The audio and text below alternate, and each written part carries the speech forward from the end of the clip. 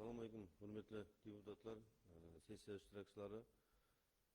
Muhtaram Prezidentimiz tomonidan O'zbekiston Respublikasi Prezidentining 2026 5 yanvar kuni birinchi sonli qarori qabul qilingan. Shu qarorning ijrosi yuzasidan Taxatash tumanida qonun ustuvorligi va jazo muqarrarligini ta'minlash, fuqaroning huquq va erkinliklari, jamiyat va davlat manfaatlarini himoya qilish, huquqbuzarliklarni oldini olish va profilaktika qilish borasida keng ko'lamli ishlar amalga oshirilmoqda.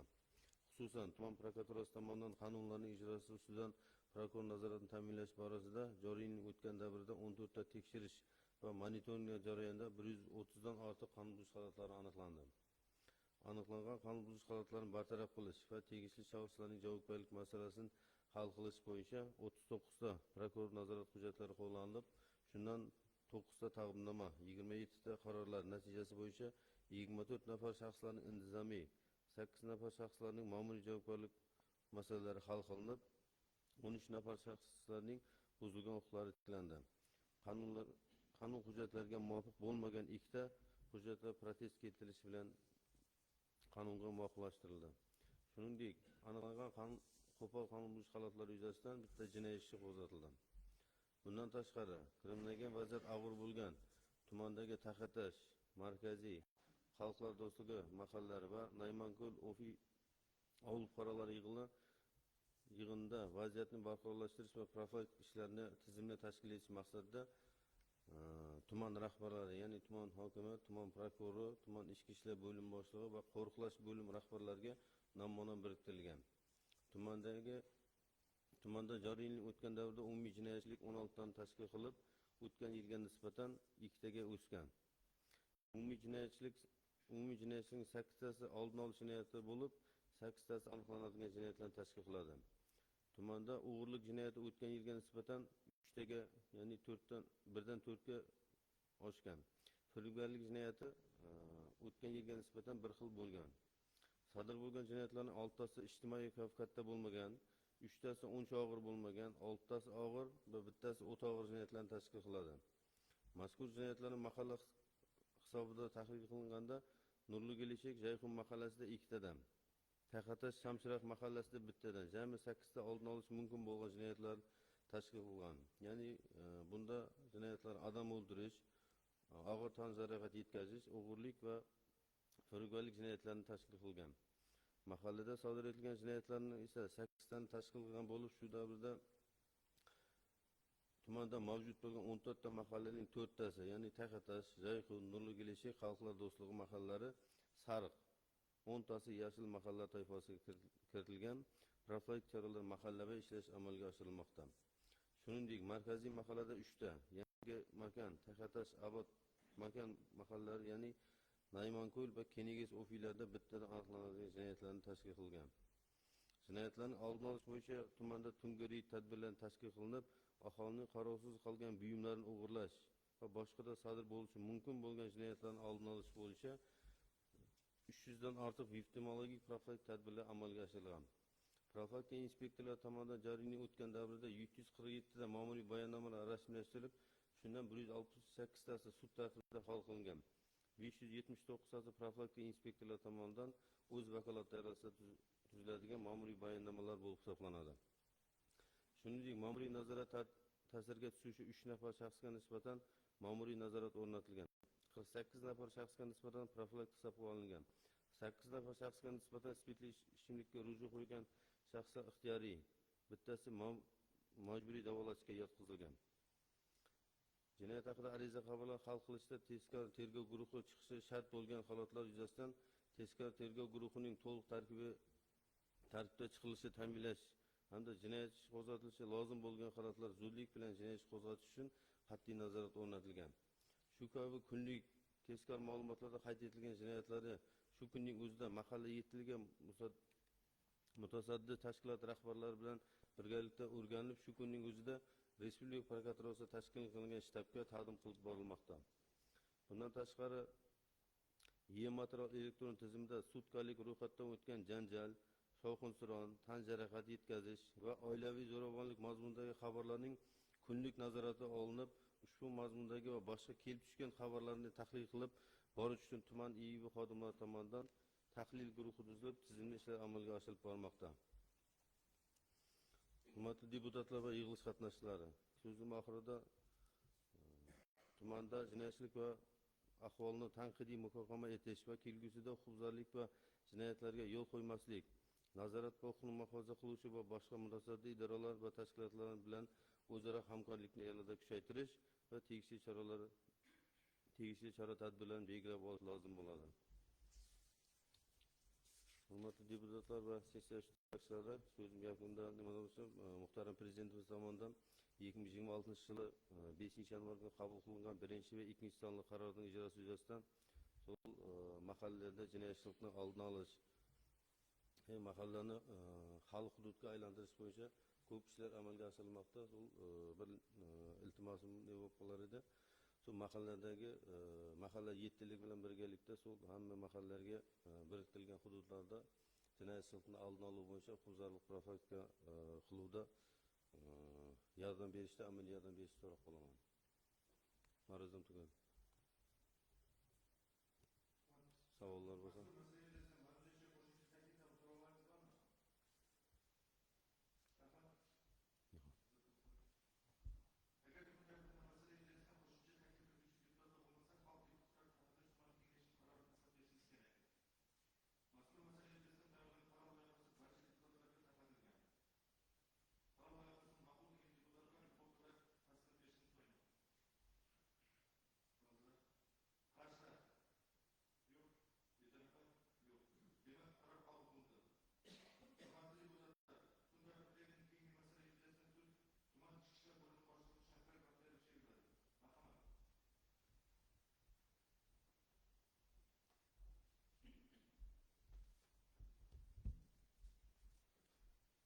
Assalomu alaykum hurmatli deputatlar, hurmatli sessiya ishtirokchilari. Muhtaram Prezidentimizning 2026 yil 5 yanvar kunidagi respublika mahallalarida xavfsiz muhitni yaratish, jinoyatchilik va huquqbuzarlikni oldini olish bo'yicha tumanimiz hududida bir qator ishlar amalga oshirildi.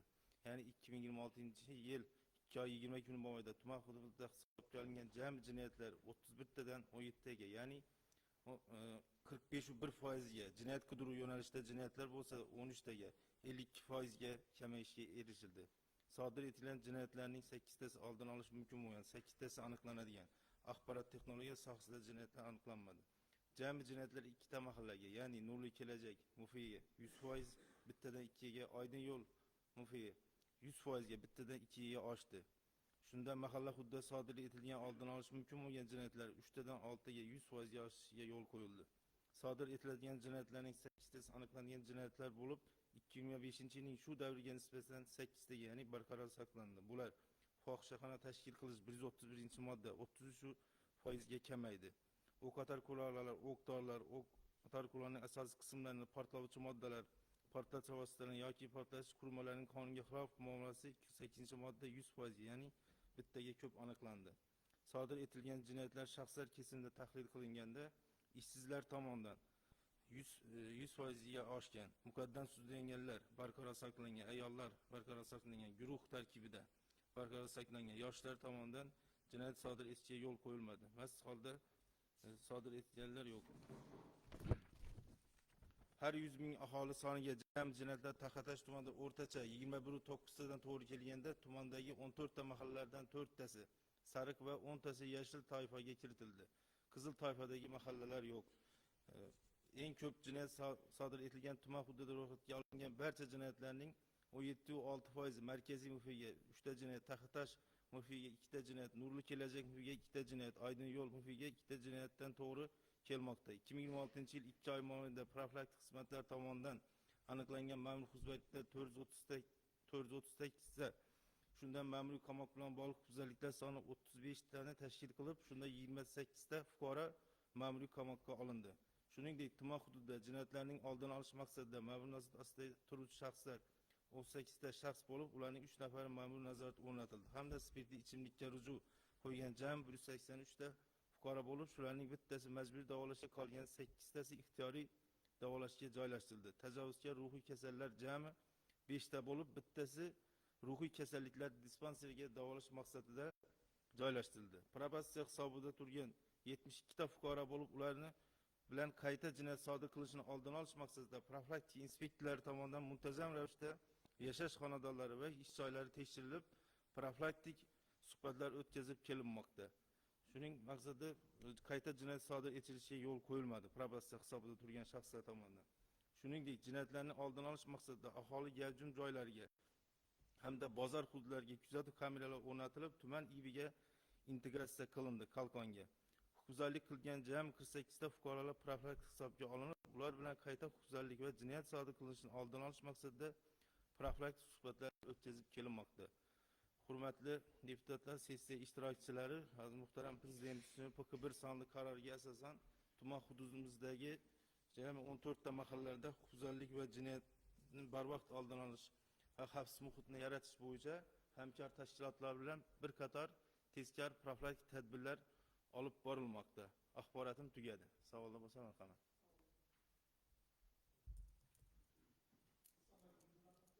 Assalomu alaykum.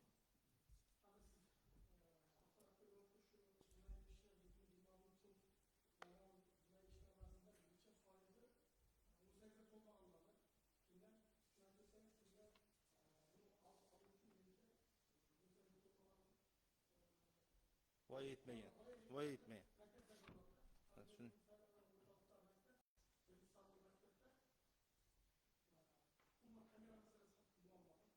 birinchi sonli maktabda.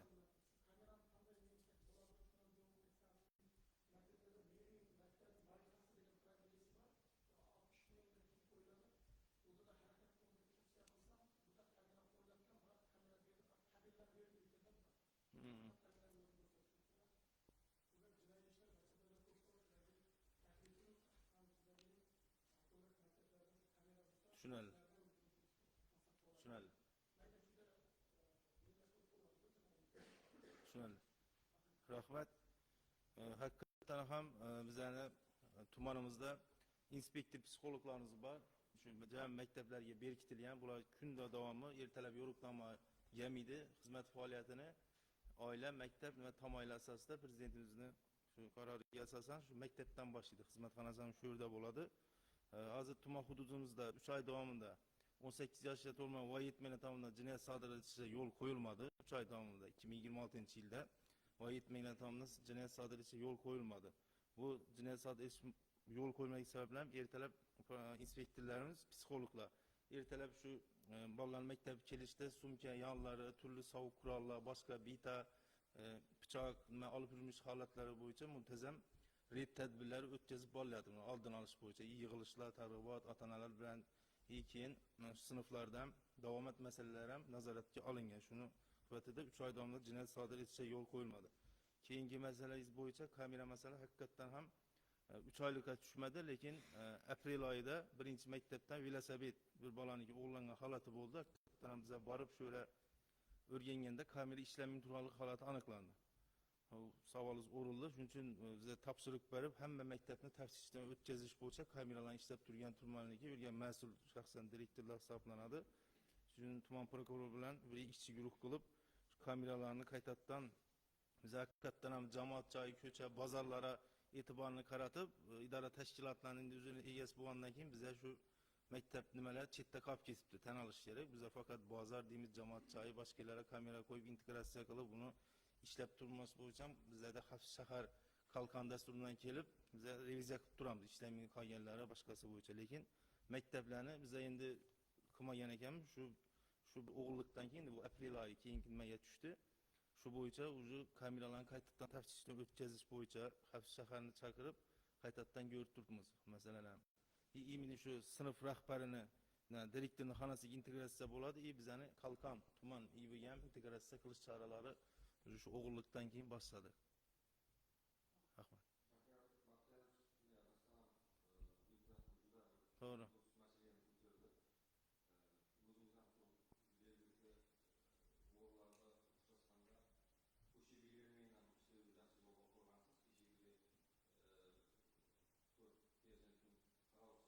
Ha. To'g'ri.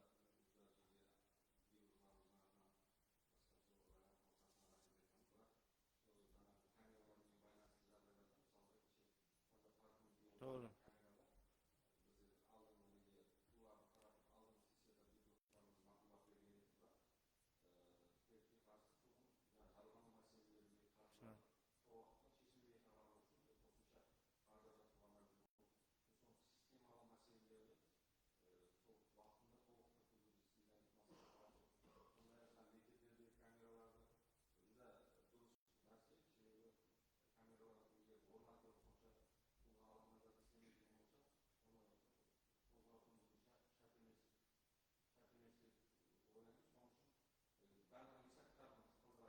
Tushunarli.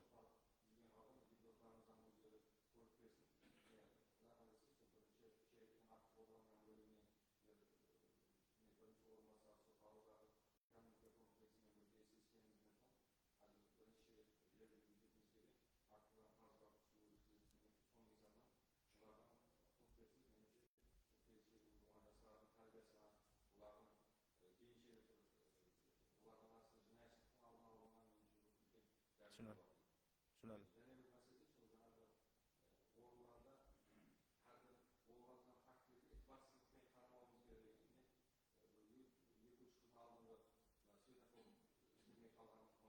Ikkita var ya.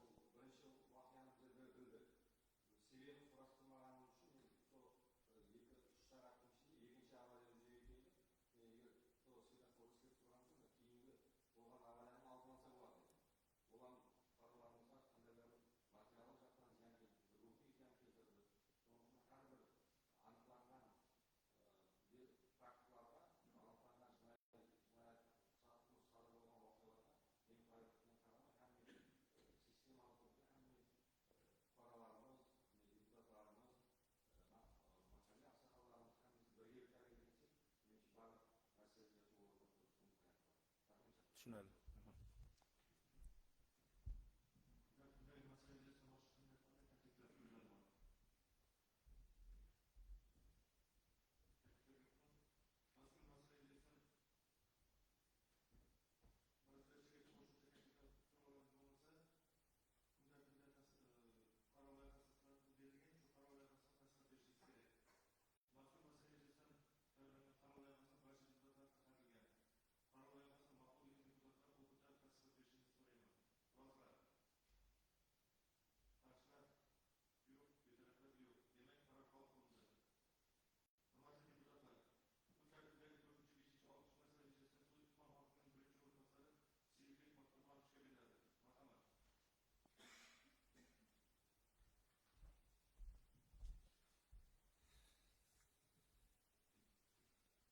Assalamualaikum құрметті депутаттар, сессия қатысушылары.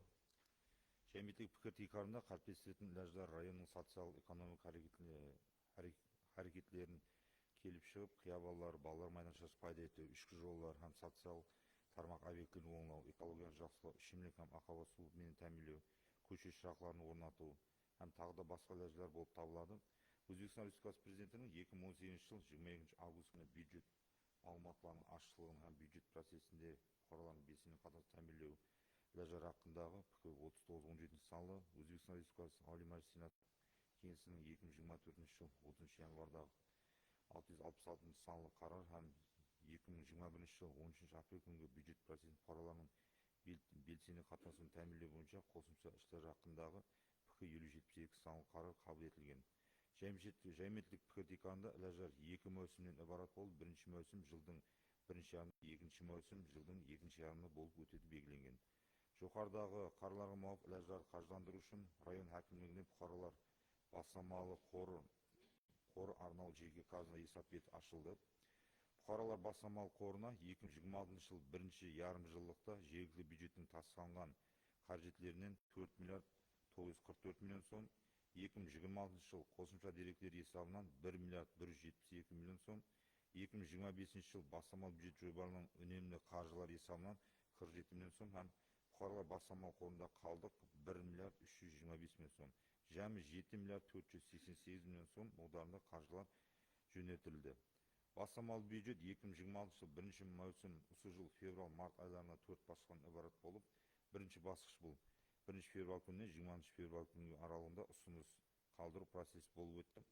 Бұнда бұқаралы тарифін өз аймағындағы бар болған машқаларын шешім тауы бойынша Open бюджет сайты арқылы бұқаралар тарифінен 95 ұсыныстар білдірілді.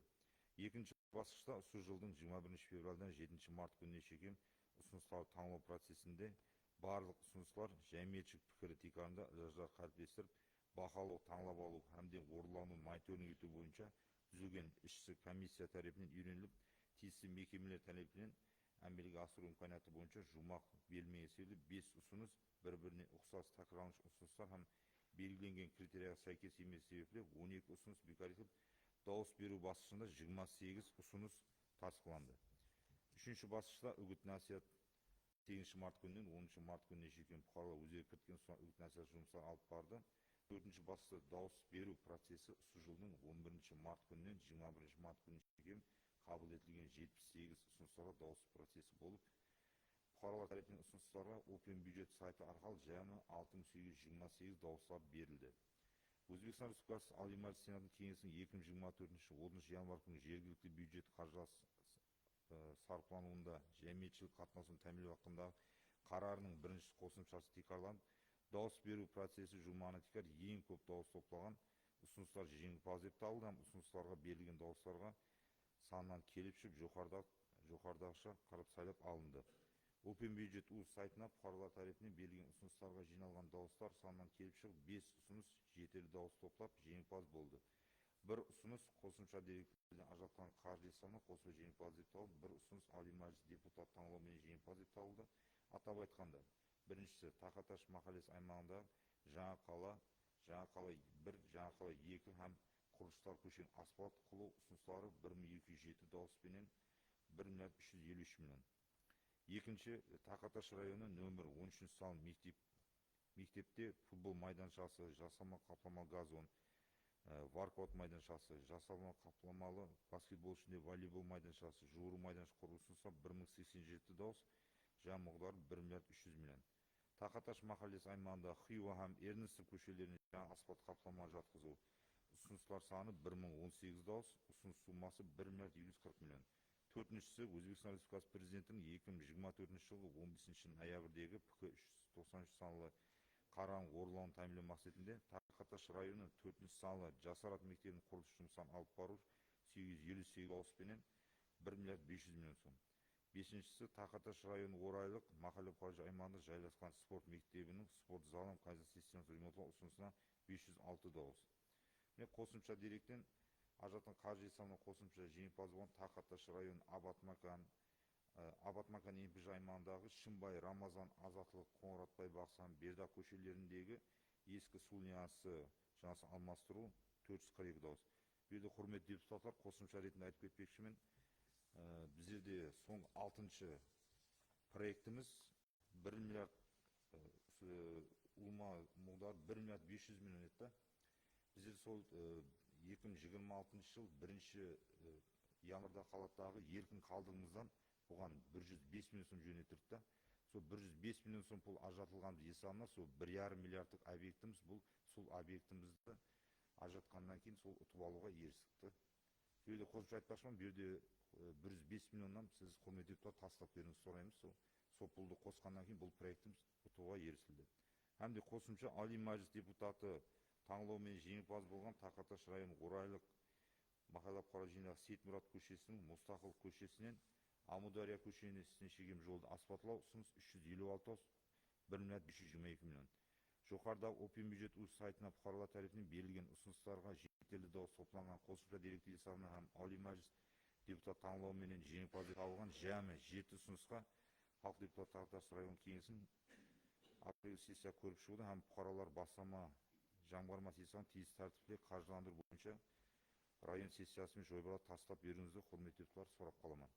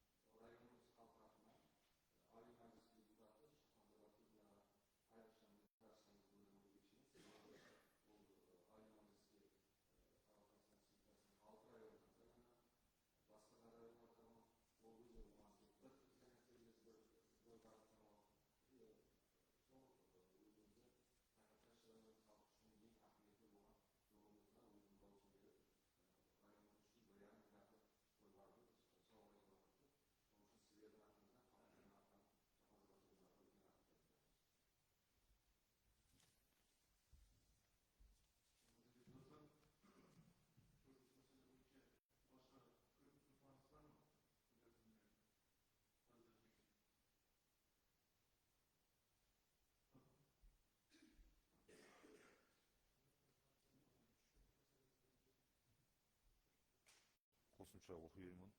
Болды. Құрметті депутаттар, Өзбекстан Республикасы президентінің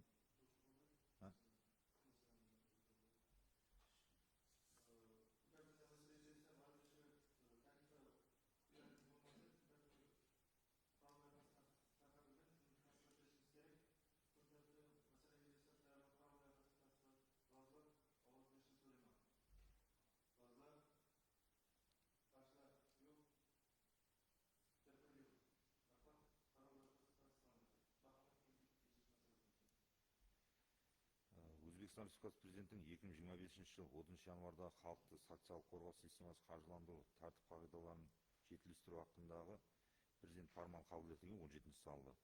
Сол қарарын орындау мақсатында Тақаташ район әкімдігі жанындағы инфраструктураның социалдық тұрақтылық қоры қаржылар есебінен ажыратылатын қаржы мөлшері hakkında төмендегіше мағлұмат беріп өтпекшімін. Өзбекстан Республикасы 2025 жыл 3 январдағы ПХ 1 санлы қарарда белгіленген вазифаны орындау, тәмінлеу, аймақтық жәметтік қауіпсіздікті күшейту һәм құқық бұзушылықты ерте алдын алу мақсатында Тақаташ район аймағындағы видео бақылау камералары орнатылды. Қазіргі уақытта бұл видео бақылау системасы толық іске қосылмаған болып, оларды электр энергиясы менен тұрақты тәмінлеу зәрулігі бар. Сол себепті видео бақылау системасын арқылы қауіпсіздікті толық тәмінлеу имканияты әзірше шектелген. Жоғарыдағылар есепке алған халда орнатылған видео бақылау камераларын тұрақты электр энергиясымен тәмінлеу, сондай-ақ осы система пайдалануымен байланысты 113 электр энергиясы есептегіш тармаққа жалғау үшін 13.369 миллион сом қаржылар ажыратылған. Тақаташ районы және де бұл 113 камера орнатылған, қабы қойылған, бірақ электр энергиясымен жалғанбағанда, соның үшін біз электр энергиясын жалғап, қапсыз құдыт деген неге беру үшін біз тоғымен интеграция қылу үшін тоғын жалғып подключение қылып беруіміз керек екен да. Сол үшін бұл 13.369 миллион сомды ажыратылғанда бұлардың электр энергиясы менен сол камера толық қосылады һәм қапсыз шаһарға бұл интеграция болады да. Кейінгісі Тақаташ районы Жайқы Мақраб аймағындағы Әлім ауылындағы Қарапақстан 50 жыл көшесі бойында жайласқан үйлерінің сыртқы бөлігін оңлау һәм атырапын кең көлемді абаттандыру жұмыстарын әмелге асыру, сондай-ақ түнгі жатқыландыру бағаналарын бояу үшін зәру болған құрылыс материалын сатып алу үшін 16 миллион сом қаржы ажыратылған. Бұл енді өзіміздің Астанада кең тәмінленген көп қабатлы үйлердің бұл сыртқы фасадларын бір жақсы бір қалбетке келтіру мақсатында бұл пұл ажыратылып жатырды. Қазіргі күнде сол Яңғы Өзбекстан тайпадағы ринг берілді. Қазіргі күнде көп қабатлы олар істеніп жатырды. Бұл 16 миллионды соған ажыратуды мақсат қылғанбыз. Тақаташ районы және Құшшылық махалле қора жерінің аймағындағы Құшшылық махаллесінің жаңадан салынып атырған имараты Сурхандария уәлаяты көмегіменен салынған болып, құрылыс жұмыстары жұмақланбаған. Осы мünәсебетпенен Құшшылық махалле қора аймағындағы жаңа имаратына қосымша құрылыс материалдарын сатып алу үшін 65 миллион сом ажыратуды белгілеп алғанбыз. Bu yerде хабарыңыз бар, Құшшылық махаллесі тек бұл істелінген, бірақ ішіндегі полы һәм ішкі нелер системалар бірде-бірі жалғанбағанда электр энергиясы, соның үшін бұл әзір есептеуімізді қылып шықты, бір 65 миллион сом бұл пұлды ажыратсақ, бұл жаңадан салынған имаратымыз уже пайдалануға тапсырылады да, һәм Құшшылық махаллесі өз махалле имаратына ие болады. Bu yerде құрметті депутаттар, сіздердің ұсынылып отырған Тақаташ районы әкімінің жанындағы инфраструктураның социалдық тұрақты қоры қаржы есебінен ажыратылған қаржыны көріп шығып, жәмі 94 миллион 369 миллион сомды тастап беруіңізді һәм қуатлап қалуыңызды сұраймын.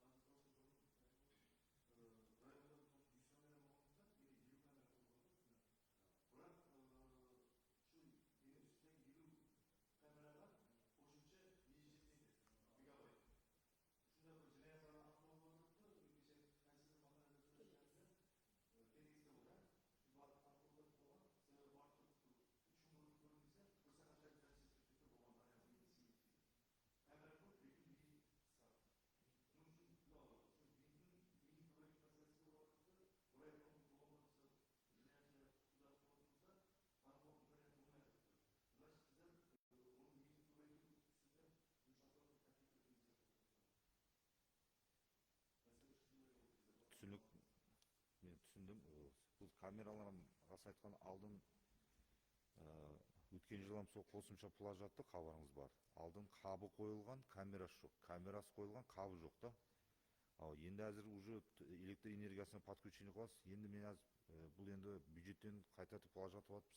Рұқсатыңызбен, құрметті депутаттар, бұны полный катлаудан өткізіп жатпыз да. Қапшы шақарға жалғап, бірінші подключение қылып, сол мегабайт, сол елі бұл елі ұлыма қосылмай тұрыпты да. Электр энергия бұны ойласа, электр энергиясын толық қосылғаннан кейін, ол қандайдыр неде істейтін біз содан кейін анықтай алады екенбіз да. Бұл бойынша сол орнатқан іспелермелеріміз бар. Соның тоқты электр энергиясын біз 13 миллион қосып берсек, соның қандай бір несін запись етіп атқаны, қандай несін фаалиятын толық көре аламыз да соқты. Құрметті депутаттар, бұл бойынша қосымша ертең қатау жұмыстарын бастаймыз, электр энергия қосылғаннан кейін. Бұл бойынша қосымша мағлұмат кіртемеймін.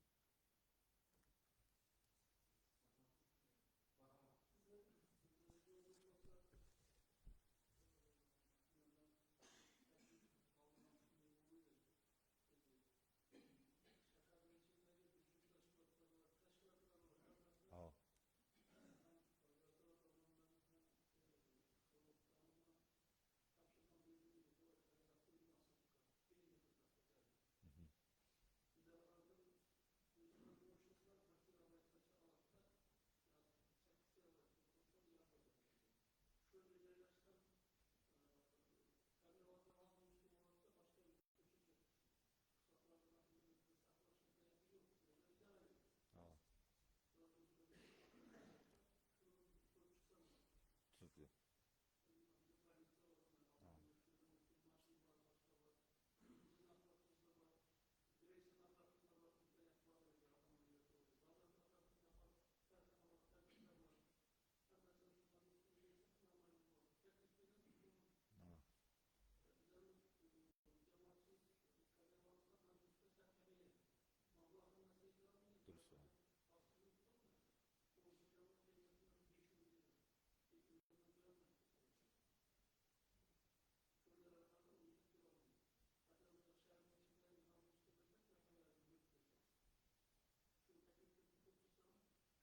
Дұрыс.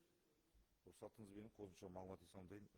Сол өткен март айында біздер сол ішкі істермен, салық бастығымен біргелікте тойханаларға, мысалы Тақыржан тойхана бар, Голдстар тойханалар бар. Біздер 5 тойхананың өзінің есабынан, іспелермен есабына қойдыруға ерсік та. Бұл жерде ол камера қойғанда іспелерменен, сол установканы орнататын іспелерменен біз тойхананың иесін байланыстырдық. Мысалы бір күн мысалы Тақаташанда қойып кететін, қалесі бөліп беру мүддетпенен. Сол тойханамызда, районымызда тойханаларымыз, қызмет көрсету сервис, базардың алдындағы ауқаттанатын қожайка, мысалы ауқаттанатын орындар бар. Бәріне оны іспелердің есабына қойдырттық. Егер пұлы бермейтін болса, жаңағыдай қарасатын қылып, бәрін байланыстырып, соны камера орнатқанбыз. Ол камераның түрі бір жақсы тарапы, бетті танып алатын камера қойдырдық та берге, жақсы тарапы.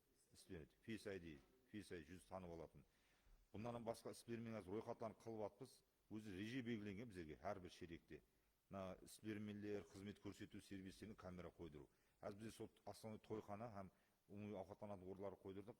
Басқа іспелерменге сол идараларға да қойдырудың жұмыстарын алып барамыз қосымша. Түсінікті.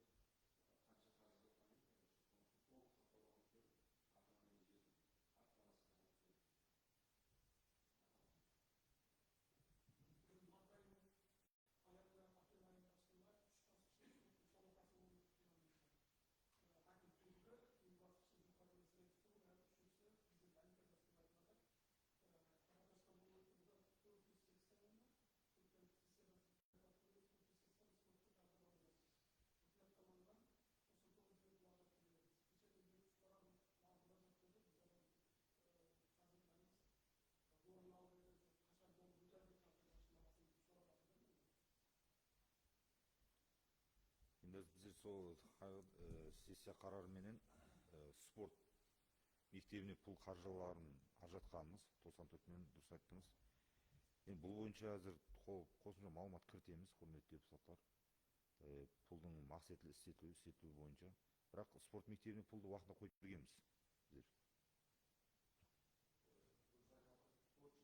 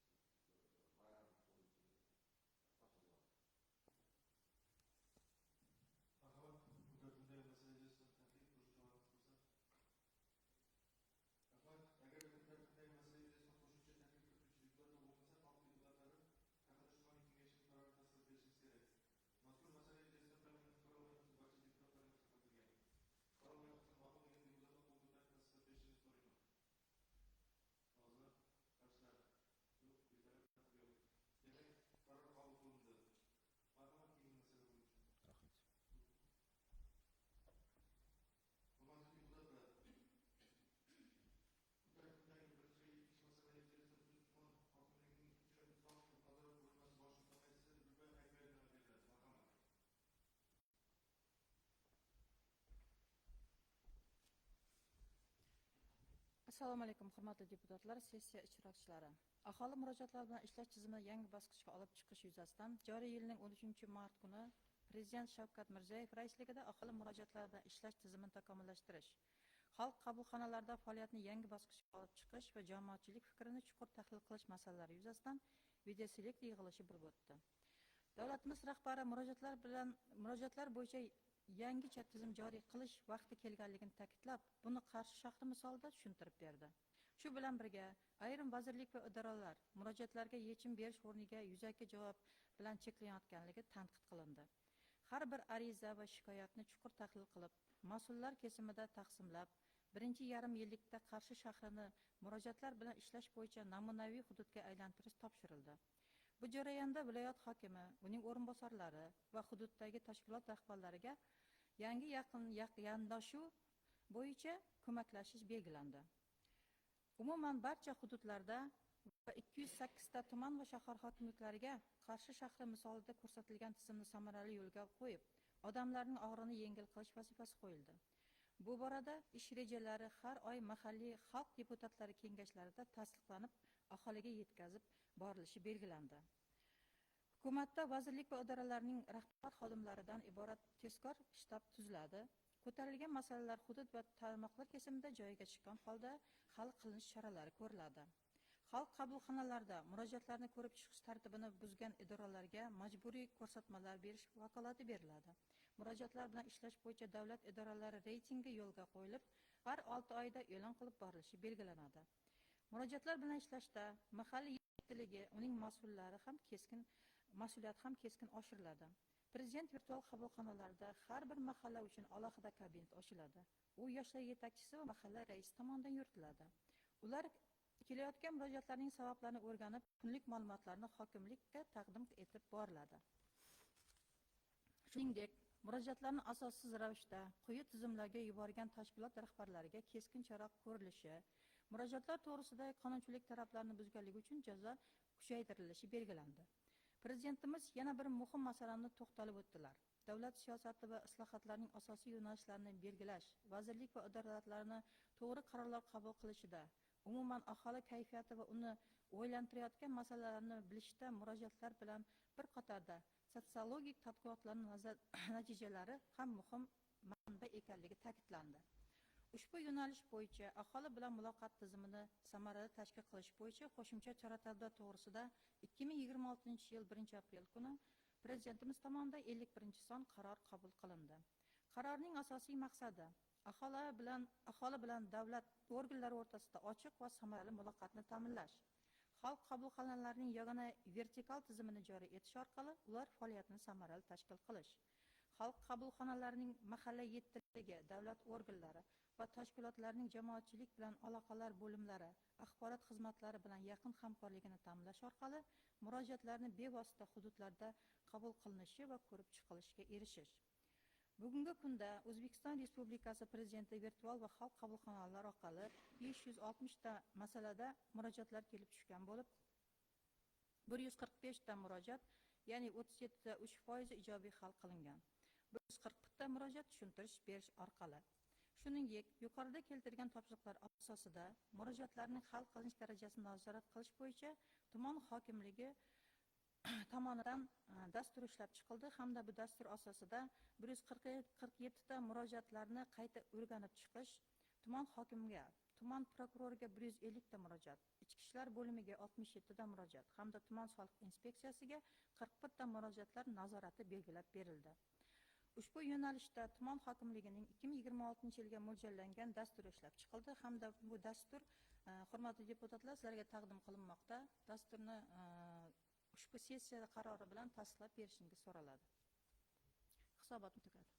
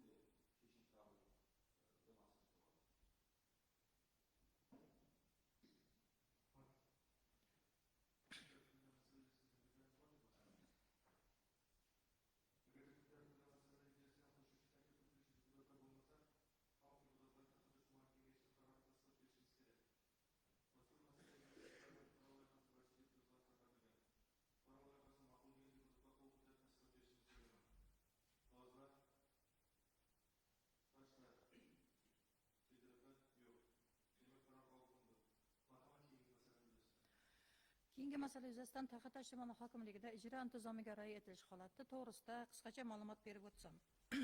Tuman hokimligida qonunchilik hujjatlari yuzasidan ijro intizomini ta'minlash bo'yicha farmonlar va qarorlar taraflardan kelib chiqib, ijro intizomining holati har hafta dushanba kuni hokim huzurida, har juma kuni hokimning birinchi o'rinbosari huzurida topshiriqlar ijrosi yuzasidan tezkor tayyorlangan tahliliy ma'lumotlar tanqidiy muhokama qilinib kelayotganligini, hokimlikka kelib tushgan topshiriqlar statistikasiga to'xtaladigan bo'lsak, 2026-yil birinchi choragi davomida barcha davlat tashkilotlarida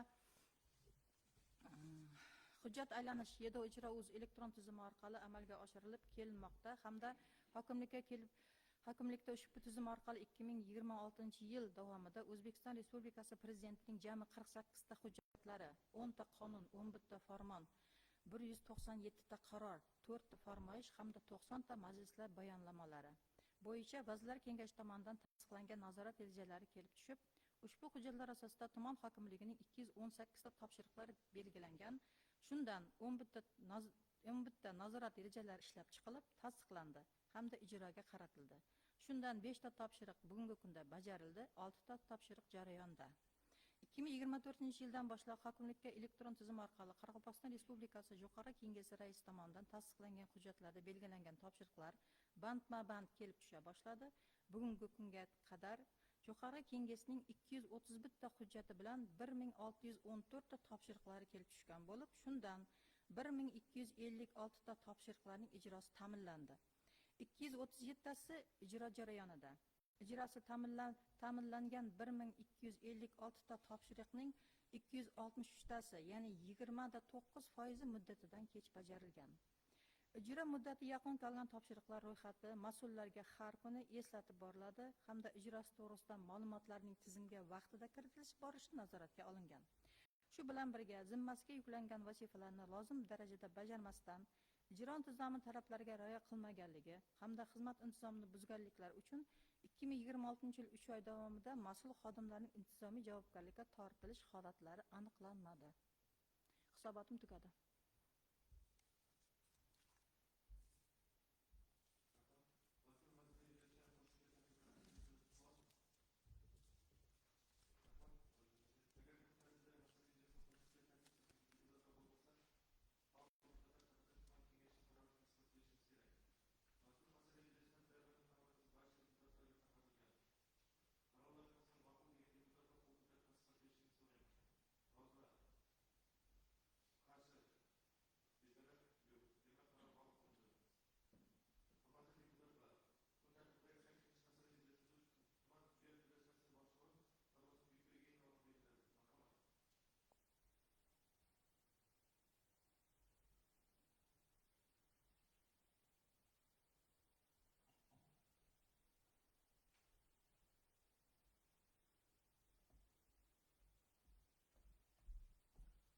Assalomu alaykum, hurmatli prezidium, hurmatli deputatlar, sessiya qatnashchilari.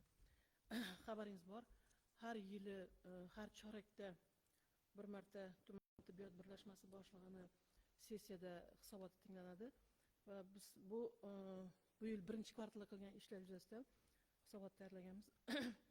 Hozir ko'p vaqtingizni olmaslik uchun asosiy masalalarga to'xtayman. Hozirgi kunda rayonimiz aholisi 77.389, xalq soni shundan 20.575, bolalar bu 26.6%ni quriydi. 3.251 yosh o'spirimlar 4.2%, 53.563, 69.2%, 18 yosh va undan yuqori yoshdagi aholi. 5 profil bo'yicha bizni qanagalashtirilgan statsionar yordamimiz bor. 60 turoqli o'ringa ega rayon больницamiz bor. Keyin bir ko'p tuman markaziy shifoxonasi, bir oilaviy shifokorlik punkti, bir oilaviy poliklinika, 2 ta oilaviy shifokorlik punkti va meditsina punktlaridan 5 tasi demak tumanimizga, aholimizga yordam ko'rsatadi. Ambulator poliklinika mahkamalarida xalq uchun 40 o'rinlik kunduzgi dnevnoy statsionarlarimiz bor. Undan boshqa yana 15 o'rinda Xo'zrashodda to'lamli statsionar xizmatimiz tashkil qilingan Naymanda. Demak bizda hozir 106 vrach, 450 ta o'rta bo'lim meditsina xizmatkorlari ishlaydi. Endi hozir asosiy masalani aytib o'tadigan bo'lsam, xabaringiz bor, o'tgan safar ham aytgan edim, 25-yil 1-yanvardan boshlab biz sug'urta tizimiga o'tdik. Sug'urta tizimi joriy qilingandan keyin bu yerda har bir qatnovchiga pul beriladi, ham har bir davolanish holatiga qarab pul beriladi. Masalan, biz 145 qo'ykaga ega bo'lsak ham 100 kasal yotsa, shu 100 kasalga davolangani bo'yicha pul beriladi va bundan kelib chiqqan holda har bir o'sha shtat, qaratilgan shtat normativi, demak, tuman tibbiyot birlashmasi boshlig'i tarafidan o'zi regulirovka qilib boriladi. Qaysi ma'noda, qaysi masalan bo'lim o'zini planini bajarmagan bo'lsa, o'sha bo'limni demak o'zgartirish, u bo'limdagi qo'ykani boshqa bo'limga, yaxshi ishlayotgan bo'limga olib berish, shtatni ham o'zgartirish nimasi berilgan bizga.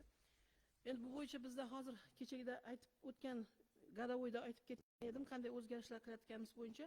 Hozir demak bizda 25-yil Gadovoy aytadigan bo'lsak, 145 byudjet o'rinlarida 6727 kasal emlanib chiqdi. 26-yilning 1-charagida 1419 bemor emlanib chiqdi. Endi hozircha bu ko'rsatkich yaxshi ko'rsatkich bo'lib turibdi. Sakrashniya qilishga hech qanday hojat yo'q, lekin shunda ham biz xirurgический postimizni, bir xirurgический postimizni to'xtatib turibmiz, chunki operativniy aktivnost degan narsa bor. Operatsiya qayta operatsiya bo'lmayotganligi sababli ikkinchi bir post puli lishniy ketadir degan ma'noda bir post to'xtatib turibmiz. Agar unga masalan operativniy aktivnost ko'paysa, operatsiyalar ko'paysa, ikkinchi post qo'shiladi. Bir aytishimiz kerak bo'lgan narsa. Keyin ambulator poliklinikalarda aytdik, dnevnoy statsionarimiz bor deb. 25-yil 1256 bemor, 26-yilning 1-choragida 699 bemor emlanib chiqqan. Hozir dnevnoy statsionarning yaxshi tarafi, bemor kechqurun qolmasdan kuni bo'yicha o'zining dori-darmonini olib, keyin kechda uyga ketish nimasiga ega, sharoitiga ega bo'ladi. Ertalabdan kelib yana olishi mumkin. Bu bir hafta yoki 5 kun davomida amalga oshiriladi. O'zimizda bor dori-darmonlar yoki masalan shpris boshqa narsalar больница tarafidan, poliklinika tarafidan beriladi. Endi ambulator poliklinikalarga qatnovni ko'rib chiqadigan bo'lsak, 25-yil 639.868 qatnov bo'lgan. Qatnov degani masalan har bir yashovchi aholi kasalligi bo'yicha yoki masalan prof osmotrga borib doktorga murojaat qilishi bizda hisobga olinadi. Reja 100% ga bajarilgan. Endi bu yerda bo'lishi mumkin, masalan, kimdir 10 marta borgan bo'lishi mumkin, kimdir umuman bormagan bo'lishi ham mumkin, lekin bu aholiga nisbatan o'rtacha olinadi. Har bir xalqqa yilligimiz 8 2 qatnovdan to'g'ri keladi. 26-yilning 1-charagida 219.341 qatnovlar hisobga olingan. Bu 137 3% ni tashkil qiladi. Bu qaysini hisobidan ko'p bo'lgan bo'lishi mumkin. Hozir biz ommaviy skrininglar o'tkazyapmiz. 40 yoshdan yuqori aholini noinfeksion kasalliklarga tekshirish bo'yicha, bilasiz, sakhr diabetga, kardiologik kasalliklarga tekshirish o'tkazilyapti. Keyin bolalarning orasida gelmintoz kasalligini tekshirish o'tkazilyapti. Ham ayollarning orasida 30, 40, 50 yoshdagi ayollar demak ko'pincha topshiradi. Bu surtma topshiradi. Onkologik kasalliklar, ilk kolposkopiya 45-65 yosh ayollar orasida kolposkopiya tekshirish olib borilyapti.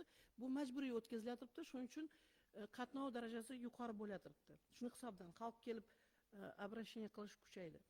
2026-yilda 1-charagida men yozib qo'yibmiz, 77 da 7% qatnov profilaktik maqsadda bo'lgan. 22 da 3% gina kasallik bo'yicha murojaat qilingan bu hisoblanadi. Kasalliklar aholi orasida kamayu tendensiyasiga ega, birlamchi kasallanish. Lekin baribir biz profilaktik ishni kuchaytirishimiz kerak bo'lganligi uchun 40 yoshdan oshgan aholi orasidagi o'sha skrininglarning hisobidan demak bizning qatnovimiz ko'payib turibdi. 2-3 yil davrida onkologik kasalliklarni erta aniqlash bo'yicha hozir maqsadli profilaktik ko'riklar o'tkazilyapti. 3-18 yoshdagi aytganimdek gemato onkologik kasalliklarni aniqlash, 45-65 yoshli ayollar orasidagi ko'krak suti bezi o'smasini aniqlash, 35-55 yoshlar orasida jatir mo'yni o'spasi deb aytiladi, rak sheyki matkani erta bosqichda aniqlash uchun skrininglar o'tkazilyapti. Shuning hisobidan demak profilaktik osmotrlarimiz ko'payib turibdi. Endi 25-yil 3-18 yoshli bolalar orasida bu demak 18.557 nafar bolalar orasida gemato onkologik skrining tekshiruvi yil davomida o'tkazildi. Bunda 18.247 bola o'tkazildi, 98 da 3%. Kasallik aniqlanmadi. 26-yilning 1-charagida Rejada 5459 bola o'tkazilishi kerak bo'lsa, 5365 bola skrin tekshiruvdan o'tkazildi.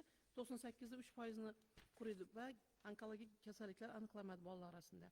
Rayonda 45-65 yoshli ayollar orasida 25-yili yillik rejasida 3711 ayoldan ko'krak bezi o'smasi bo'yicha erta bosqichda aniqlash bo'yicha onko skrindan 3691 ayol o'tdi. 99da 5%. Shundan 12 ayolda 0,13%da kasallikning har xil bosqichida ko'krak bezi o'smasi topildi. 2026-yilning birinchi choragida rejada 1004 ayolning 1065i 106da 1%. Demak, aholi orasida hozir profilaktik chaqirganimizdan keyin erta bosqichda aniqlangandan keyin aholi o'zi murojaat qilish ham kuchaydi va shuning uchun 106% ga yetdik bizlar. Kelib murojaat qilyapti. Bir ayolda bir ko'krak bezi o'smasi aniqlandi. Bir quvonarli holat keyingi vaqtda o'tgan safar ham aytib ketgandim.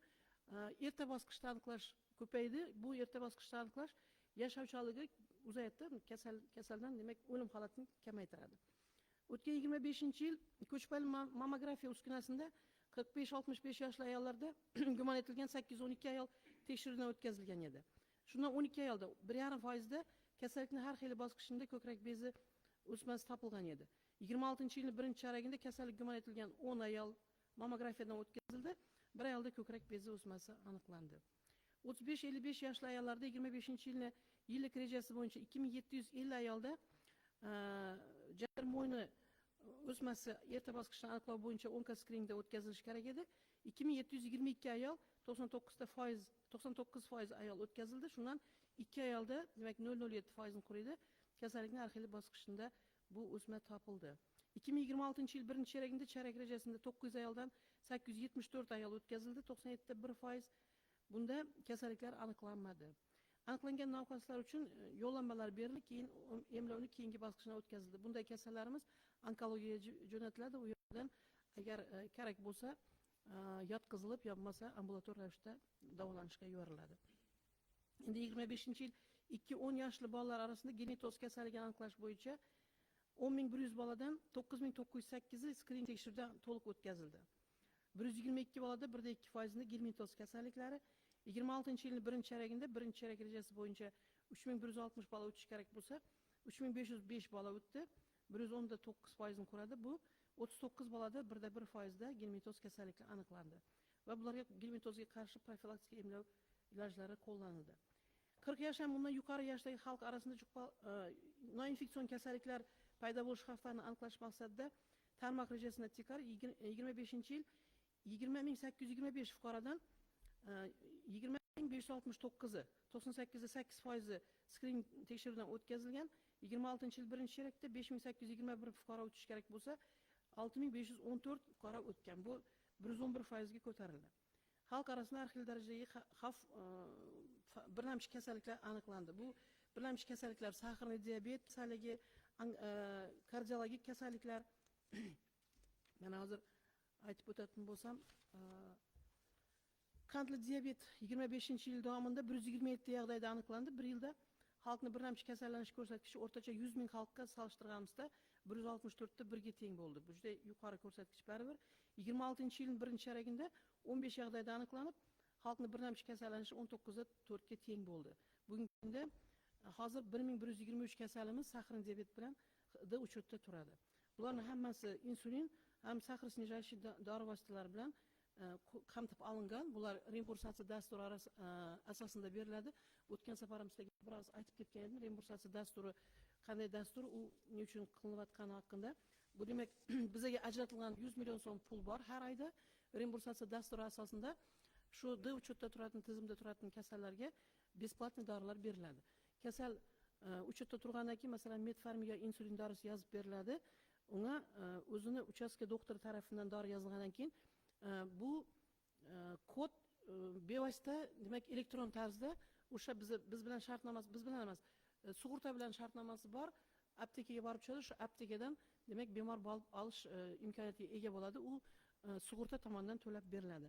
Hozir buni ham aytib ketadigan bo'lsam, bir ko'p tarmoqli poliklinika tarafidan 3395 retsept yozilgan, shundan 2976si berilgan. Oilaviy poliklinika tarafidan 2275 retsept yozilgan, 1829tasi berilgan. Naymandan 2326 ta retsept yozilgan, 1908 tasi berilgan, keyingisidan 1569 ta yozilgan, shundan 1427si demak aholining qo'liga yetib borgan. Ozodlikdan 801 retsept yozilgan va bundan 671 dona retsept demak aholi tomonidan olib ishlatilgan. Endi bizda hozir tuberkuloz kasalligi bilan 25-yil davomida 47 yerdada aniqlangan. Xalqni birlamchi kasallanish ko'rsatkichi o'rtacha har 100 ming xalqqa solishtirganimizda 60,7 ni tashkil qiladi. 26-yilning birinchi choragida 9 yerda aniqlangan. Bu xalqni birlamchi kasallanish ko'rsatkichi 11,6 ga teng, lekin o'tgan yilga solishtirganda kamayish tendensiyasiga ega. Hozir tuberkuloz bilan 190 navqasimiz demak hisobda turadi. Bular DOTS bo'yicha, DOTS programmasi asosida besplatni dori-darmon bilan ta'minlanadi. Lekin shu yerda bir mashg'ala bor, aytib ketish joiz deb o'ylayman. Bilasiz, tuberkuloz kasalligining ichida palajitin ham отрицательный degani bor. Palajitin degani bu demak u yuqtirishi mumkin bo'lgan kasallik, demak shunday manba hisoblanadi. Masalan, biz bilmaymiz qaysi bir kasal borib o'tirib yuqtirib o'tirgan bo'lishi mumkin. Masalan, uchetda turgan shu 190 kasal bo'ladigan bo'lsa, bular hozir dorisini olatirgan bo'lsa, shunday joylarga uchrashadi. Bu 4 oy davomida dori olish kerak, lekin 1 oy ichgandan keyin sal yaxshi bo'lgandan keyin u ketib qoladi. Ya Qozog'istonga ishlashga ketib qoladi, ya Toshkentga, ya yana bir yerga ketib qoladi. Keyin bizda bu lecheniya uzilgan hisoblanadi, dori-darmon berilmasdan qoladi. Biz uni boshqa yerga bera olmaymiz. Masalan, Toshkent qalasina ketsa, ya bo'lmasa O'zbekiston Respublikasining orasida bo'lsa, uni передавать qilishimiz mumkin. Boshqa yoqqa ketib qolsa, biz xabarsiz qolamiz, dori berish uzilib qoladi. Bu keyin yana takroran kasallanishga kelib chiqadi. U takroran kasallanish keyin bizda MLU deb aytiladi. Juda chidamli mikobakteriyaga chidamli, antibiotikka chidamli formalarni keltirib chiqaradi. Bu demak davolashning hech imkoniyati yo'q bo'lgan formalarni keltirib chiqaradi. Bunda masalan men nega aytaman, deputatlar sizlar xalqning orasida ko'p yurasiz. Mahallalar bilan ishlashimiz kerak bo'lish kerakda, mahalla bilish kerak. Masalan, biladi ham ketib borayotganini bizga bir og'iz aytsa, biz qachon bir oylik dorisini berib yuboraylik, qachon 15 kunlik dorisini ili bir gaplashib tushuntirib, yana bir oy qolib lecheniyaingni olsang, 3 oydan keyin u uchetdan chiqishi mumkin bo'lgan kasalda ketib qoladi, shu bilan davolanish to'xtab qoladi. Shunday kasalimiz hozir umuman rayonimiz bo'yicha 190 kasalimiz bor. Endi ruhiy buzilishlarga keladigan bo'lsak, 2025-yil davomida 30 yerdada aniqlangan xalqni birlamchi kasallanish ko'rsatkichi o'rtacha har 100 ming xalqqa solishtirganimizda 38,7 ga teng. 2026-yil birinchi choragida birgina joyda aniqlangan xalqni birlamchi kasallik ko'rsatkichi 1,3 ga teng. Bu ham kemayu tendensiyasida ega bo'lib turibdi. Hozirgi kunda baholovda 977 navqasimiz bor. Oldin bilasiz 1006 navqasimiz bor edi. Shu 977 neda olingandan keyin, uchetda olingandan keyin 977 navqas qoldi. 977 ni 6si demak sotsialniy opasniy hisoblanadi. Bular bilan birin borib ko'rib chiqdik, xabar olib turibmiz. Aymay dorisini olib turibdi. Joyi yaxshi, shu 6 kasalni 3si 6dan o'tgan 25-yil davomida statsionar emlanib chiqdi. Hozir birinchi choragida 3 kasalimiz emlanib chiqdi. Demak, bularning joyi yaxshi, borib ko'ryapmiz. Narkologik buzilishlarga keladigan bo'lsak, 2025-yil davomida 18 yerdada aniqlangan xalqni birlamchi kasallanish ko'rsatkichi o'rtacha har 100 ming xalq sonini solishtirganimizda 23,3 ga teng. 26-yilning birinchi choragida 3 yerdada aniqlandi. Xalqni birlamchi kasallanish ko'rsatkichi 3,9 ga teng bo'lib turibdi. Kemayu tendensiyasida, lekin bugungi kunda uchetda bizda 197 kasalimiz bor narkologik, shundan 10si narkoman hisoblanadi. Endi onkologik kasalliklarni aytib o'tadigan bo'lsak, 25-yil davomida 52 yerdada aniqlandi. Xalqni birlamchi kasallanish ko'rsatkichi o'rtacha har 100 ming xalqqa solishtirganimizda 67,2 ga teng bo'ladi. 26-yil birinchi choragida 14 yerdada aniqlandi. Birlamchi kasallanish ko'rsatkichi 18,1. Hozirda baholovda 233 navqasimiz bor. Endi bizda eng bizani juda qiynaltirib turgan murakkab muammo bo'lib turgan kasalliklarimizdan birisi spid kasalligi, ayjish kasalligi. 25-yil davomida 5 yerda aniqlandi. Xalqni birlamchi kasallanish ko'rsatkichi o'rtacha har 100 ming aholiga 6,5 ga teng. 26-yil birinchi choragida yana 2 yerda уже aniqlandi. Xalqni birlamchi kasallanish ko'rsatkichi 2,6 ga teng. Bu o'suv tendensiyasida hozir rayonimiz aymog'ida 32 ayjish kasalligi bilan fuqaromiz yashaydi. Ular o'zini dorilarini olib turibdi. Endi men asosan shu kasallanish ko'rsatkichlarini to'xtaldim, keyin korrupsiya bo'yicha aytajak edim. Korrupsiyaga qarshi kurash bo'yicha xabaringiz bor, 25-yil 21 aprelda prezident qarori chiqdi, 147-sonli korrupsiyasiz 5 soha degan. Shuning ichida meditsina tarog'im kirgizildi. Biz hozir birlashmamizda qilib ishlanayotgan ishlarimiz bo'yicha aytib o'tmoqchi edim korrupsiyaga qarshi. 25-yil fevral oyida korrupsiya oldini olish bo'yicha xizmatkorlar qatnashida jinoiy ish o'tkazilib, korrupsiyani oldini olish bo'yicha tushunlik berildi va alohida birlashmani buyrug'i bilan korrupsiyaga qarshi kurash ishlari bo'yicha javobgar xizmatkor bekitildi. Bu xizmatkorimiz ko'plardan beri ishlab keltirgan, 40 yildan ortiq tajribaga ega doktorimiz. Keyin o'quv dasturi chiqarindi, 36 soatlik chiqardi. Hozircha 50 ga yaqin odamimiz o'qitildi. Bu demak zaveduvchilarimiz, xirurglarimiz, akusher-ginekologlarimiz, medsestralarimiz. Endi hozir biz yana planda qo'yibmiz. Bevosita shu maishiy korrupsiya keltirib chiqarishi mumkin bo'lgan tuv uy xizmatkorlarining hammasi o'qitiladi. Yilning oxirigacha kim keyin shu operatsiyaga kiradigan operatsion medsestralar, narkozda qatnashadigan medsestralarimiz, doktorlarimiz hammasi o'qitilib, Arnaud sertifikatga ega bo'ladi. 26-yilning 24-yil fevralida xabaringiz bor, murojaatnoma jariyalandi. Bu sotsial tarmoqlarda keyin 14 turdagi ichki lokal hujjatlar bilan tanishtirildi xizmatkorlarning hammasi. Xizmatlarning hammasidan kafolat xati olindi. Stendlar, bannerlar tayyorlandi. Keyin emlak profilaktika makamalarida raqamlashtirish ham elektron tizim hozir enkazildi. Ambulatoriya statsionar xizmatlarining murojaatlari hammasi Dimet elektron dasturi orqali yuritiladi. Poliklinikada elektron navbat dasturi enkazildi, lekin tilakka qarshi buni aytib o'tishim kerak. Biz shuncha yurib mobil ilovani beryapmiz ham, baribir poliklinikada juda ko'p o'chirtda, qachon borsangiz o'chirt bo'ladi. Xalqimiz orasida onlayn yozib keladiganlarning soni juda kam. Biz tushuntiryapmiz, patronaj hamshiralarni yuborib, har bir aholini qo'lida bor mobil ilovasi, demak, shu onlayn yozish mumkin ekanini tushuntirsak ham, baribir xalq o'zi живой o'chit bilan kelib, juda ko'p kelishmovchiliklarga sabab bo'laturibdi. Keyin yuqori texnologiyalik diagnostika emlash uchun xalqning yengillikka ega qatlamli elektron dastur, elektron order dasturi. Hozir mana order uchun hech kimga borib yozilish, hech kimga pul berish, hech narsa qilish kerak emas. Uchastka doktoringiz javob qo'yadi. Sizga положено bo'lsa, masalan, gruppadagi odam bo'lsa, u NOXga jibarilib turadi. NOX o'zi ko'radida kasalni, bemorni telefon raqamini o'zi SMS keladi. Falan kuni siz kelasiz, yotasiz, gospitalizatsiya bo'lasiz, order nomeringiz bunday debdi. Shu narsa yo'lga qo'yildi, hozir bor bu narsa qilyapti. Keyin elektron retsept dasturi enkazildi. Endi hozir bu ham bir maishiy korrupsiya bo'lib chiqishi mumkin. Masalan, doktorga bemor shu yozib berish uchun ham iltimos qilib, boshqa narsa qilib yurish, buni oldi olindi. Hozir elektron retsept dasturi. Bu reimbursatsiyadan tashqari. Reimbursatsiyada 28 atamadagi dori-darmonlar kiritilgan. Hozir yaqinda qaror chiqadi, buyruq chiqadi O'zbekiston Respublikasi Sog'liqni saqlash vazirligining. Hozir u proyekt neda turibdi? Muhokamada turibdi. 28 atamadagi dorini 60 ga yetkazish masalasi ko'tarilyapti. Bu 1-oktyabrda enkaziladi. Bu vaqtda уже dori yozib berish ham ko'payadi demoqchiman. Nedagi bo'lsa, elektron retsept bo'lsa, siz masalan antibiotik olishingiz kerakmi, qandaydir dori olishingiz kerak bo'lsa, o'zingizni oila shifokoringizga murojaat qilasiz. Oila shifokori dorini elektron yozib beradi retsept asosida. Retseptsiz endi hech bir poliklinika dori bermaydi. Faqat antigrippin, choy, bu narsalaringizni batlaringizdan olishingiz mumkin, lekin asosan antibiotiklar, shu qo'llanish mumkin bo'lgan narsalar, dori-darmonlar hammasi elektron berilyapti. Keyin ishonch telefoni bilasiz yo'lga qo'yildi, keyin горячий liniya qo'yildi. Bundan ham xabarimiz bor chiqadi. Endi xalqning orasida anonim so'rovlar olib boratirmiz.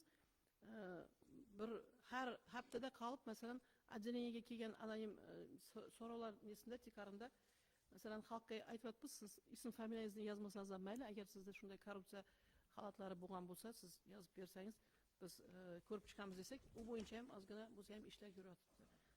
Asosiy dokladim tugadi. Savollaringiz bo'lsa marhamat.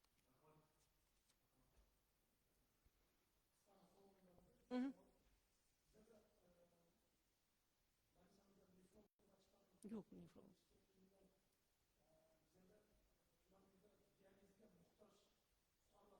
Sakkiz.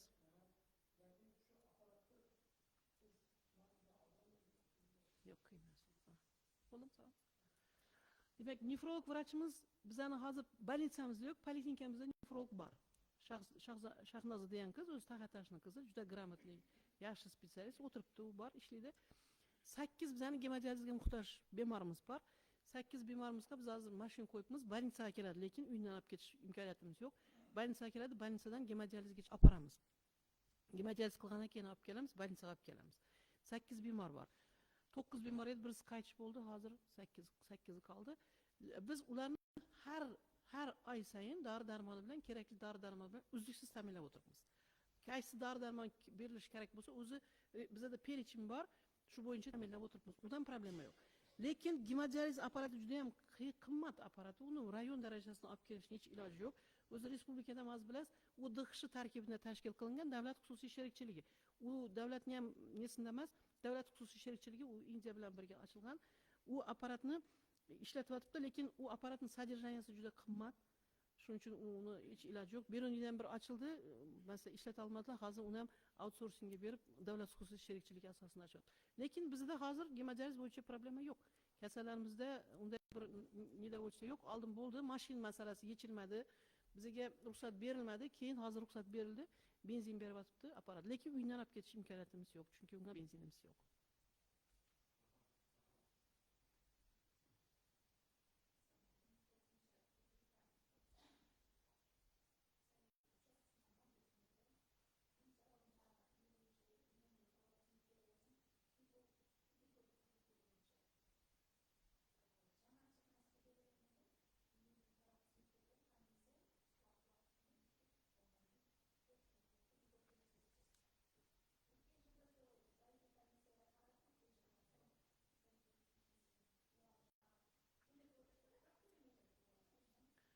Siz menimcha gepatitga aytasiz yo'qsa?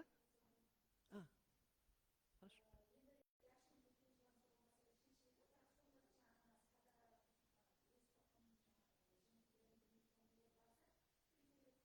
Qayerda?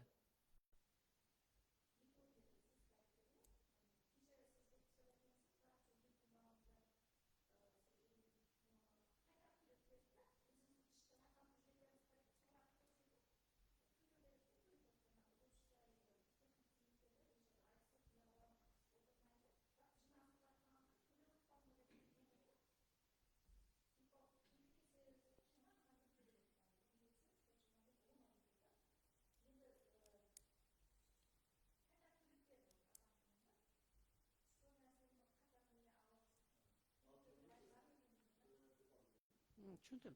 Qarang, birinchidan agarda qayerni xizmatkari to'lagan bo'lsa, bunga boshchi vinovat.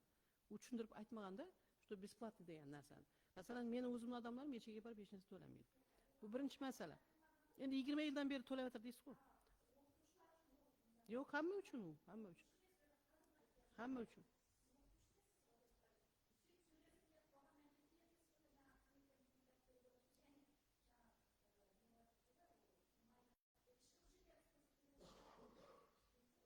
Yo'q, u bесплатно. Lekin endi hozir yana bir masala bor. Siz tarafidan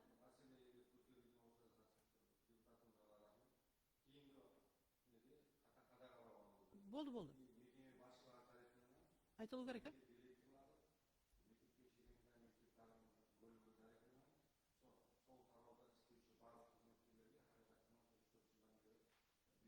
Bepul.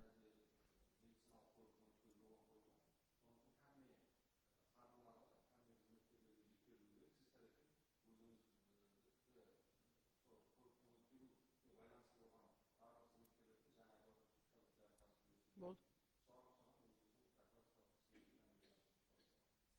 Rahmat.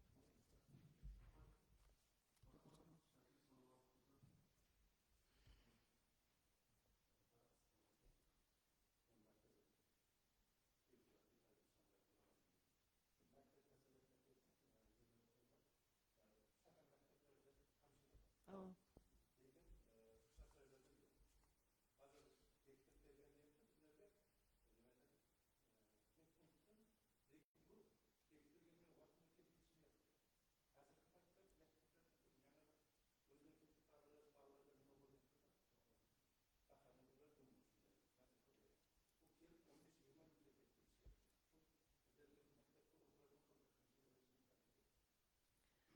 Rahmat savol uchun. Shahar maktablarida 800 o'quvchiga 1 medsestra ajratilganda shtat. Lekin qishloq maktablarida u ko'rilmaganda, qaratilmagan shtat. Biz uni 1-2 marta ko'tarib chiqdikda, men o'zim lично ko'tarib chiqdim, chunki qishloq maktablari ham shu yerda baribir bizning bolalarimiz-ku degan ma'nosida. Lekin unga hech bir ruxsat berilmadi-da.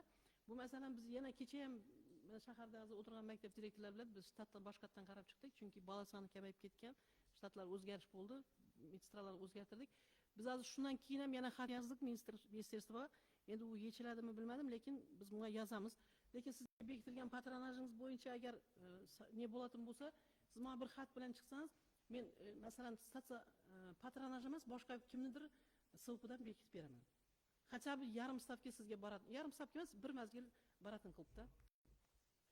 Tushundim. Qiyin. Tushundim.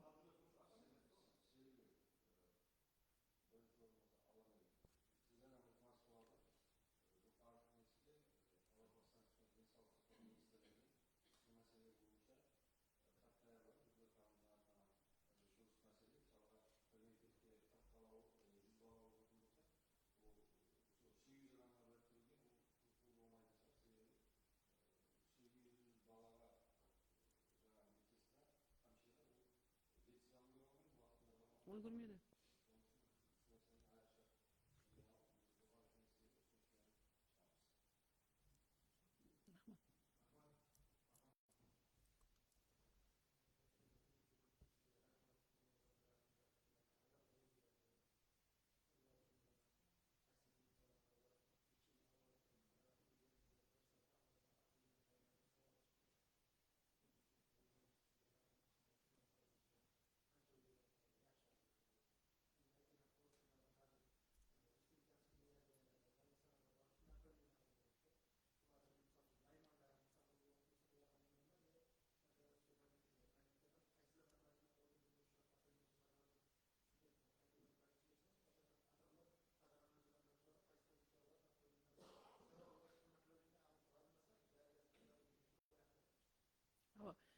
Tushundim, rahmat. Ko'p tarmoqli poliklinikada tar soha mutaxassislari o'tiradi-da. Tar soha mutaxassislari masalan, ular konsultant hisoblanadi. Oilaviy xos bilasiz, oilaviy shifokor o'zi hamma kasalligini ham, sog'lig'ini ham javob beruvchi odam hisoblanadi. Bir oilanida borgan vaqtida направленияni oilaviy shifokor beradi. Bo'ldi, shu oilaviy shifokorniki bilan ketish kerak u. Lekin bizning xalqning orasida shu aniyadagi узкий spesialistga borishim kerak degan o'y bilan yuribdi. Keyin u yoqqa borib analiz. Endi shunday masalan birgina spesialistimiz bor, yerlarimiz bor. Travmatologimiz, neyroxirurgimiz, например. Unday vaqtda u konsultant yozib berish kerak bo'lgan vaqtda, demak, qishloq vrachlik punkti yoki masalan oilaviy shifokorlik punkti o'zini hamma analizlarni berib, ekogramma hamma narsaga tushirib, keyin bu yoqqa jo'natish kerak. Undan keyin tayyor holda bu respondensiyaga boriladi. Respondensiya bo'lsin, qaysidir respublikanskiy mahkamaga. Хорошо. Xalq tushunmaydi. Xalq. Endi durust. Endi xalq patronajlarning orasida Islom Muratov ozgina sekuchist kadr borda, endi ular turmushga chiqib ketadi, tuvadi, boshqa qiladi. Shundan keyin tez o'qitib turish kerak. U durust, uni men bo'ldi.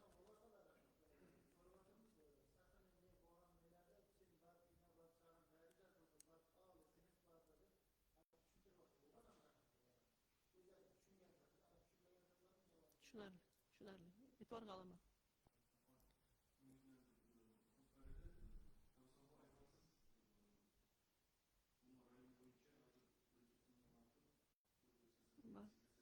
Bor.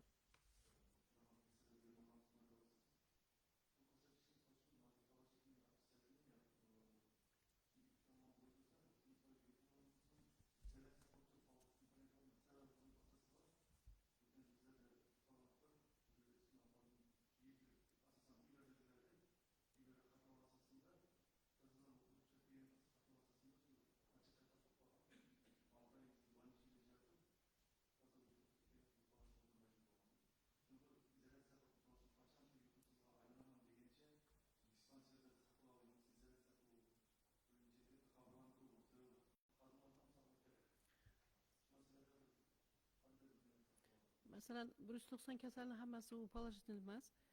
Birinchidan положительный bo'lganda bilamchi aniqlanganda u tuberkuloz dispanseriga yotqiziladi. Yotqizilib analiz topshirib 1 oydan keyin 45 kundan keyin, necha kundan keyin otritsательный bo'lgandan keyin u chiqariladi-da, demak ambulator qo'yiladi. birlamchida agar palachisini aniqlansa uni ruxsat berilmaydi.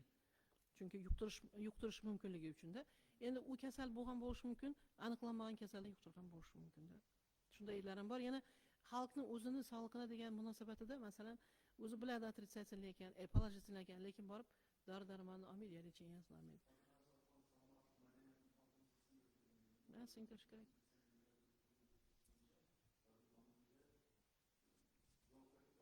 Bor. Bor.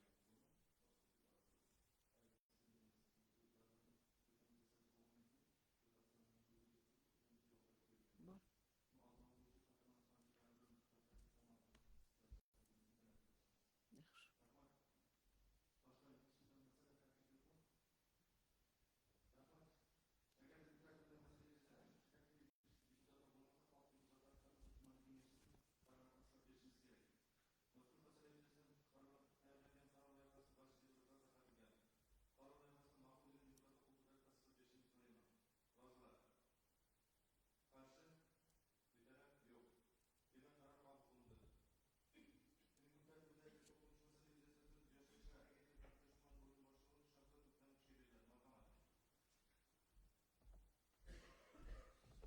Assalomu alaykum hurmatli prezidium, assalomu alaykum hurmatli deputatlar, sessiya qatnashuvchilari.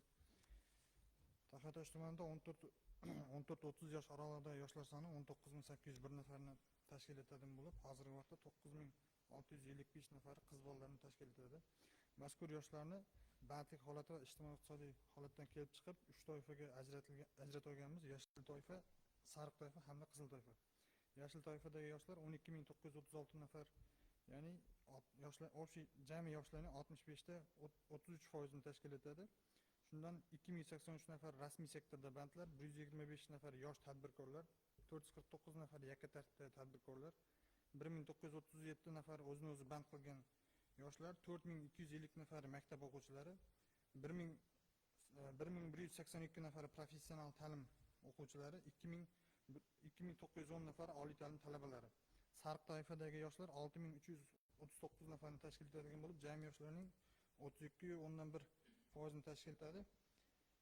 Shundan 2155 nafari norasmiy bandlar, ya'ni usta haydovchi, kunlik ish qiladigan yoshlar, 632 nafari ishlash istagi bo'lmagan, ya'ni uy bekasi, bola tarbiyasidagi yoshlar va boshqalar. 110 nafari mehnatga layoqatsiz yoshlar.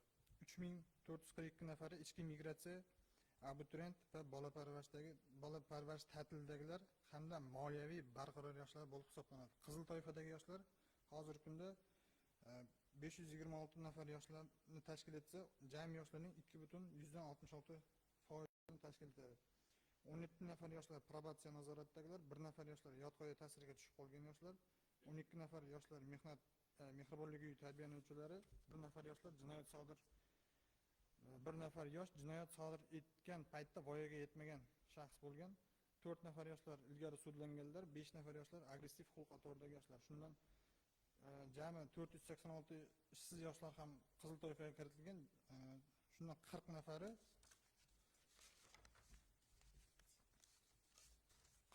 atoliqqa biriktirilgan. Ya'ni yoshlarni har tomonlama qo'llab-quvvatlash, ularni vatanparvarlik ruhini oshirish maqsadida 5 toifadagi jami 40 nafar yoshlar Taxiatosh tumani hokimligiga va tumandagi 5 ta huquq-tartibot idoralariga biriktirilgan.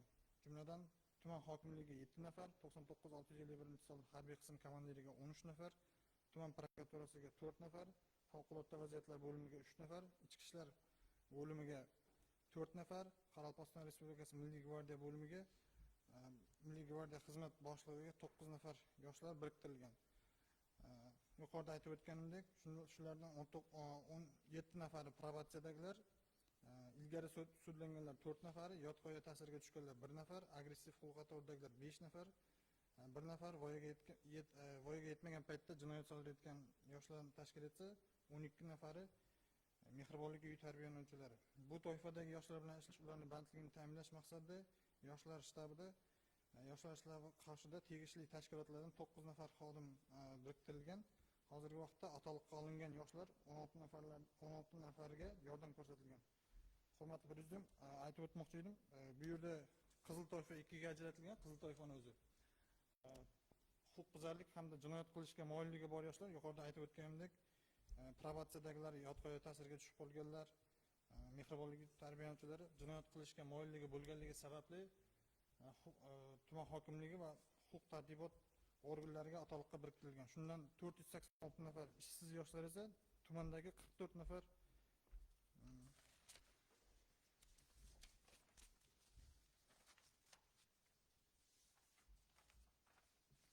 tumandagi 44 nafar idora va tashkilot rahbarlariga biriktirilgan.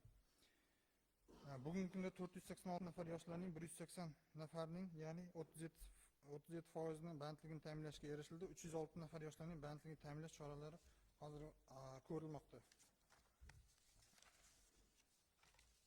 Taxatosh tumanida joriy yil boshidan yoshlar daftarida 14 ta ariza kelib tushgan bo'lib, barchasi tasdiqlanib yoshlar daftariga kiritilgan. Hozirgi kunda yoshlar daftarida 25 nafar yoshlar mavjud bo'lib, bugungi kunda yoshlar daftaridan 1 nafar yoshga ta'lim kontrakti uchun 2 million so'm, 2 nafar yoshga ilm-fan tayyorgarlik kursi uchun har oyga 750 ming so'mdan pul mablag'lari to'lab berilgan. Yoshlar daftari o'tgan yil avgust oyidan boshlab ishlamay turgandi. Yoshlar daftari kecha 1-aprel kunidan boshlab yoshlar daftari elektron platformasi to'xtatildi hamda 1-aprel kunidan boshlab yoshlar.uz yagona elektron platformasi ishga tushirildi.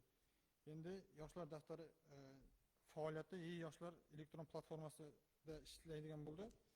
Hozir yoshlar daftariga ariza topshirish bir oy davlat xizmatlari markazi orqali ariza topshiriladigan bo'ldi. Yoshning o'zining One ID kulchi orqali yoki One ID paroli orqali yoshlar daftariga ariza topshiriladi. Hamma uchun yoshlar elektron platformasi ochiq turadi. Hozirgi kunda yoshlar daftari jamg'armasida 47,2 million so'm pul mablag'lari mavjud. Hozirda 25 nafar yoshlarimiz analizini qilganmiz. 47 million so'm pul mablag'larini to'lab berishga tayyormiz, ko'maklarni ko'rsatishga. Bundan tashqari O'zbekiston Respublikasi Prezidentining 2025-yil 14-fevraldagi yoshlar tadbirkorligini rivojlantirish va bandligini ta'minlashga qo'shimcha chora-tadbirlar to'g'risidagi PQ-62-sonli qarori asosida yoshlar aloqa banki, yoshlar tayanch banki deb e'lon qilinganda, Taxatosh tumanida o'tgan yil davomida o'zini o'zi band qilish orqali tadbirkorlikni boshlamoqchi bo'lgan 60 nafar yoshlarga 4 milliard 727,16 million so'm kredit mablag'lari ajratildi. Bundan tashqari PQ-61-sonli qarorning ijrosini ta'minlash maqsadida oliy ta'lim muassasalari bitiruvchilaridan 17 nafar bitiruvchiga 168 million so'm kredit mablag'lari ajratildi. Hamda o'zimizda tumandagi banklardan beriladigan PQ-60-sonli qaror ijrosini ta'minlash maqsadida tumanimizdagi 10 nafar tadbirkorlik loyihalarini rivojlantirishga qaratilgan loyihalarga 900 million so'm pul mablag'lari imtiyozli kredit mablag'lari ajratildi. Yoshlarning bo'sh vaqtini mazmunli tashkil etish yo'nalishida 5 tashabbus olimpiadasi tanlov va musobaqalari mahalla bosqichlariga start berildi. Bunda 14, 15, 16, 21, 22, 26 va 27, 30 yosh toifalari orasida sport musobaqalari va tanlovlar o'tkaziladi. Olimpiada doirasida musobaqalarga yil boshidan 10-30 yosh oralig'idagi 10,382 nafar yoshlar ishtirok etish uchun ariza topshirgan bo'lsa, hozirgi kunda 20,703 taga yetkazildi arizalar soni. Bu yilgi mavsumda 5 tashabbus olimpiadasi, 15 ta sport musobaqalari va 6 ta tanlovlar o'tkazilishi rejalashtirilgan. Shulardan 3 tasi vazirlik va idoralar kubogi bo'lib, davlat xavfsizlik xizmati kubogi sportning mini futbol va futbol va nogironligi bo'lgan shaxslar o'rtasida shaxmat musobaqasidan bo'lib o'tadi. Bosh prokuror kubogi milliy kurash sport turidan bo'lib o'tadi. Keyin ichki ishlar vaziri kubogi sportning voleybol turidan bo'lib o'tadi. Hozirgi kunda paralimpiya doirasida ham para yengil atletika, para badminton, para atletika, para stol tennisi, para armressing, para shaxmat, shashka turlari bo'yicha musobaqalar o'tkazilishi rejalashtirilgan.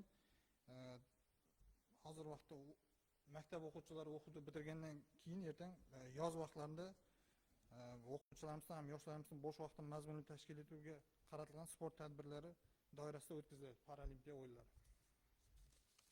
Hurmatli prezident, hurmatli deputatlar, qisqacha axborotim shunday bo'ladi.